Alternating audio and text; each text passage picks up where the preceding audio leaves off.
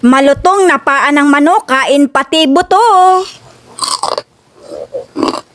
At tanggalan nga po muna natin mga kaprensi ng balat itong ating nabiling paa ng manok. At ang agawin nga po nating luto din ay apalutungin nga po natin ari pati buto nga po nari ay ating makakain. At pagkatapos nga po nating linisan yung paa ng manok ay atin naman po aring anil katiran ay isti ating aputulan ng kuko. Ay ho ay talaga namang mapapasana all ka din sa paa ng manok at napakaganda, mas maganda pa sa aking kuko. Ay yung iba nga po ay ayaw kumain ng paa ng manok dahil nga daw po pag kinain mo ay halos buto na laang. Pero nga po ngayon ang agawin nating luto pati buto ay talaga naman pong masasakbal na natin para naman pong walang tapon talaga sa paa ng manok. Ay makamasarap din naman pong adobo ang luto din lalo na po ang pagkakaluto ay talaga naman pong makamalambot. Tapos po ay alagyan mo ng makamaraming sili ay nako ay talaga namang mapapalaki ang kain. At para nga po lumambot ang buto niyan ay atin nga po yung apakuluan ng 1.5 oras. Lagyan nga po natin yan ng asin, paminta, bawang, sibuyas, sili at saka po ay laurel para po ay bumango. At nilagyan nga din po natin yan ng tanglad at atin po munang takpan at yan nga po ay ating apakuluan. At ayan na nga po pagkalipas ng 1 oras at kalahati nating pinalambot yan ay atin naman po yung ahunin na. At sa tagal nga po natin aring pinakuluan ay talaga naman po kahit buto na rin ay talaga namang kain. At ilagay nga po muna natin yan dito sa yelo na may tubig. At kailangan nga po natin dyan ng 1/2 cup na harina at 1 cup na cornstarch. At nilagyan nga din po natin yan ng chili powder at saka po ay kaunting asin. Ay bali nga po optional laang ang paglalagay dyan ng chili powder. At i-coated na nga po natin yung paa ng manok sa ating pinaghalong cornstarch at saka po ay harina. Ay haluin nga lang po natin para nga po ay malagyan lahat. At pag nga po mainit na yung mantika ay saka nga po natin ilagay yung paa ng manok para po talaga namang malutong na malutong. At nilakasan ko nga din po ang gatong yan para po talaga namang malutong na malutong. At pag ganyan na nga po ang kanyang kulay ay atin na nga po yung ahunin. Dahil nga po lahat ng naluto natin mamaya ay atin nga po uling apagsamasamahin at atin po uling aprito. Para nga po ay mas lalong lumutong ang ating pagkakaluto. At isa lang naman po natin yung natitirang paa ng manok. Pagkalipas nga po ng ilang minuto ay ayan, luto na nga po lahat yung ating paa ng manok. At para nga po siya ay mas lalong lumutong na lumutong ay isa lang po natin lahat yung ating mga niluto kanina. At kagaya nga po kanina, nilakasan nga po uli natin yung kanyang gatong para po talaga namang malutong na malutong. At pag ganyan na nga po ang kanyang itsura ay atin na nga pong ahunin yan dahil nga po yan ay lutong-luto at talaga naman pong napakalutong. At panigurado nga po pati buto niyan ay kain talaga naman pong pag kinain natin yan ay walang tapon. Ay talaga naman pong itsura palaang ay talaga namang nakakatakam na. At syempre mga kaprensi, hindi mawawala ang ating makamasarap na sausawa na napakaanghang. Ay ho ay pasensya na po talaga at ari ay hindi pwede sa bungi.